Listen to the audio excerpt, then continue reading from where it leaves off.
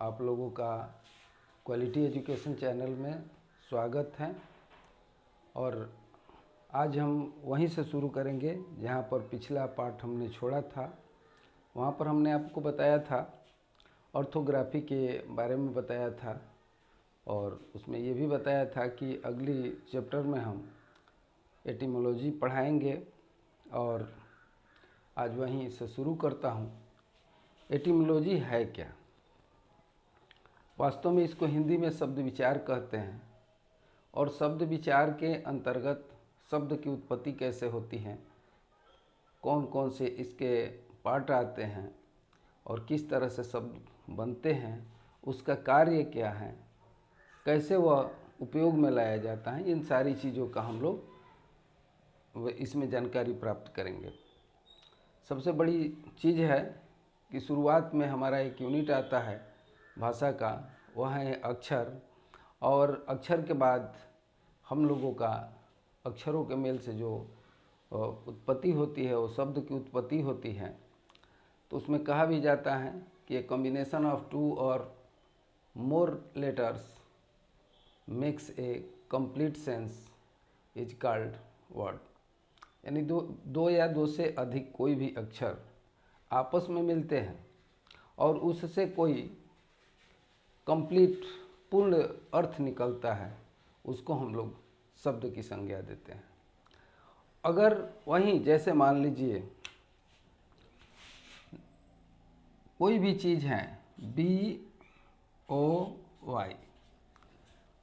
अगर BOY हम लिखते हैं तो इससे एक अर्थ निकलता है कि नहीं, BOY बॉय हुआ और बॉय मीन्स लड़का होता है। लेकिन YOB अगर वहीं लिख देते हैं तो इससे कोई अर्थ नहीं निकलता है। तो जो भी बातें हैं उससे कंप्लीट हमारा अर्थ निकलना चाहिए और वो शब्द होता है। अब एक बार आप लोगों को ये तो हो गया पहले का। अब आपको हम बताते हैं कि एटिमोलॉजी का परिभाषा क्या होता है। और जिन बच्चों को चाहिए कि परिभाषा हमको याद करना है तो इसका वो स्क्रीनशॉट ले सकते हैं, जो कि मैं टाइम दूंगा, इसको आप लोग स्क्रीनशॉट ले सकते हैं। इसका परिभाषा यूँ किया गया है कि the part of the English grammar in which we study words it formation classification meaning and use in a sense of called a sentence is called etymology. यानी कि अंग्रेजी व्याकरण का वह भाग है जिसमें हम शब्द, उसके निर्माण, वर्गीकरण, अर्थ एवं किसी वाक्य में प्रयोग का अध्ययन करते हैं। शब्द विचार कहलाता है। यहाँ पर स्पष्ट लिखा गया है कि the part of the English grammar, etymology है वह अंग्रेजी व्याकरण का वह हिस्सा है इन विच, जिसमें वी स्टडी वर्ड्स, हम लोग शब्दों के बारे में अध्ययन करते हैं। उसका बनावट कैसे होता है, फॉर्मेशन कैसे होता है, निर्माण कैसे होता है, क्लासिफिकेशन वर्गीकरण कैसे होता है, मीनिंग अर्थ कैसे निकलता है, and use in a sentence, और शब्द का वाक्यों में प्रयोग हम कैसे करते हैं, इसी चीज़ को एटिमोलॉजी कहते हैं। और ये चीज़ स्पष्टता हम लोगों को पढ़ने को मिलेगा, वह पार्ट ऑफ स्पीच। एटिमोलॉजी का एक अर्थ ये समझ लीजिए कि हमको पार्ट ऑफ स्पीच पढ़ना है। अब वहाँ पर हम चलते हैं इस हिस्से में, पार्ट्स ऑफ स्पीच। हम लोगों को पढ़ना है पार्ट ऑफ स्पीच के बारे में, यही महत्वपूर्ण है। और थोड़ा सा ये वीडियो लंबा भी हो सकता है, इसलिए आप लोग अंत तक इस वीडियो को देखें। और एक काम अवश्य कर लीजिएगा कि चैनल को सब्सक्राइब भी कर दीजिएगा और बगल में जो घंटा दिया है उसको भी दबा दीजिएगा, ताकि इसका हर एक पार्ट का आप लोगों को पढ़ने को मिले और आप लोगों को सूचना मिल जाए, नोटिफिकेशन पहुंच जाए। इसलिए आप लोग इसको शेयर भी अपने मित्रों में ज़रूर कीजिएगा। मैं यहाँ पर आप लोगों को शुरू से इसका बेस क्या होता है, चाहे छोटे बच्चे हों या हमारे साथी हों, जो भी है, अगर हम लोग कोई भी व्याकरण पढ़ने चलते हैं, ग्रामर पढ़ने चलते हैं, भाषा में ये नहीं है कि हम लोग अंग्रेजी में बोलने लगे। हम लोग अंग्रेज नहीं हैं, फिर भी उसके व्याकरण को जानना है, क्योंकि ये हमारा सब्जेक्ट। हम अच्छा नहीं बोलते हैं, ग्रामर हमको जानना है, जानेंगे तो बोलेंगे भी। कोई अंग्रेज हिंदी बढ़िया नहीं बोलता है, वो एक अक्षर आगे का बोलता है। क बोलना है तो ख बोलता है, प बोलना है तो फ बोलता है, उसमें कहीं इशू नहीं आता है। लेकिन हम लोग इसी को देखने में बहुत कुछ गलतियां कर देते हैं। मुख्य हम लोगों का आधार ये होना चाहिए कि हम लोग कैसे किसी चीज़ को समझेंगे, समझ रहे हैं कि नहीं समझ रहे हैं, ये चीज़ बहुत बड़ी होती है। तो आप लोग जो है इस चीज़ को, ग्रामर को ठीक कीजिए, क्योंकि हम लोगों के बच्चों का जो भी आएगा परीक्षा, उसमें ग्रामर ही पूछा जाता है, उसमें बुलवाया नहीं जाता है। और जब आप ग्रामर जान जाएंगे तो आप बोलना भी जान जाएंगे। क्योंकि हम, अगर आपसे कोई पूछता है कि मैं खा रहा हूँ, तो आप ये कभी नहीं कह सकते हैं कि ही इज़ ड्रिंकिंग। वो स्पष्ट जानता है। ग्रामर कहता है कि मैं का मीनिंग क्या होगा, इंग्लिश में कैसे हम कहेंगे।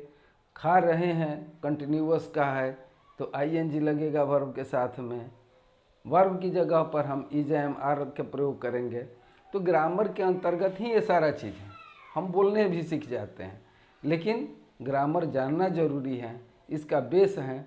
अतः आप लोग सारे एपिसोड जो भी पार्ट वाइज हम दे रहे हैं, उसको इत्मीनान से पूरी देखिए।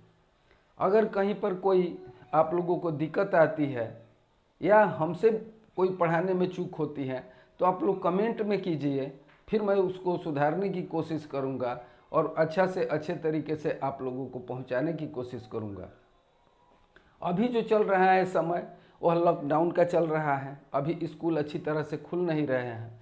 बहुत बच्चों की ये बात आती है जब रास्ते में चलते हैं तो सर जी स्कूल कब खुलेगा, कब पढ़ाई होगी, कब क्या होगी। मुख्य बात है कि अब जो है गवर्नमेंट इस निर्णय पर पहुंच रही है कि 40% अब क्लास जो है ऑनलाइन होगा और 60% क्लास जो होगा वह ऑफलाइन होगा, यानी कि आपके स्कूल में होगा।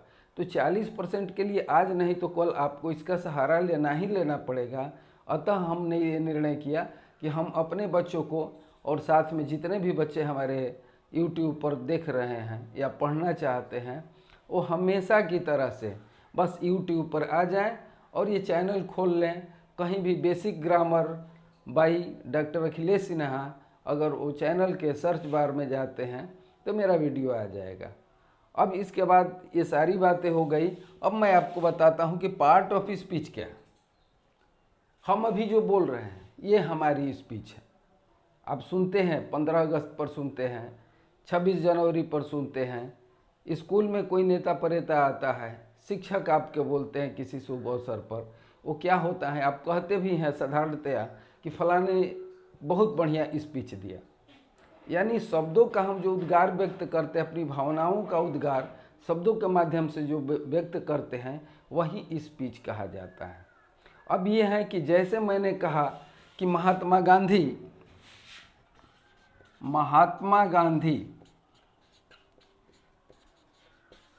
को बापू कहा जाता है। अब यहाँ पर हमने पूरी अपनी बात कह दी कि महात्मा गांधी को बापू कहा जाता है, ये हमारे राष्ट्रपिता है। अब इतनी बात हम कहे तो ये हमारी भावना है, लेकिन शब्दों के माध्यम से हमने इस चीज़ को व्यक्त कर दिया कि महात्मा गांधी को बापू कहा जाता है, ये हमारी भाषा है। अब इसमें हम ये देखेंगे कि कितने शब्दों का निर्माण हुआ है। जब हम जानते हैं कि 2 या 2 से अधिक अक्षरों के मेल से जो कंप्लीट सेंस आता है, यहाँ पर महात्मा है, गांधी है, को बापू कहा जाता है, इसमें 5-6 शब्दों का प्रयोग हुआ है और ये शब्द मिल करके एक सेंटेंस का निर्माण कर दिए, जो कि आगे चल के जस्ट इसका व्याकरण के तौर पे ग्रामेटिकली हम लोग सेंटेंस पढ़ेंगे, उसमें पता चल जाएगा कि कैसे उसका निर्माण होता है। फिलहाल जो हम पढ़ा रहे हैं वह पार्ट ऑफ स्पीच पढ़ा रहे हैं। तो ये हमारे स्पीच का हिस्सा है, एक यूनिट है। और इसको हम क्या कहते हैं, शब्द कहते हैं। अब इसमें हमको देखना है कि भाई कोई भी पूछेगा कि हम लोगों ने वस्त्र जैसे पहन लिया, जिसमें कि हम लोग पहनते हैं, शर्ट पहनते हैं, पैंट पहनते हैं, टाई पहनते हैं, टोपी पहनते हैं, जूता पहनते हैं या तमाम चीज़ पहनते हैं, तो उसके अंतर्गत ये कोई भी पूछता है कि ये सर पर जो हम लगाए हैं वो क्या है, ये जो शरीर में पहने हैं इसको क्या है, जो नीचे कमर से नीचे पहने हैं इसको क्या कहा जाता है। तो वर्गीकरण यही है, स्थान के अनुसार उसका नामकरण भी होता है। तो यहाँ पर आदमी पूछता है कि ये महात्मा गांधी जो है ये क्या है, इसको कौन सा वर्गीकरण किया जाए, कहा जाता है, को है।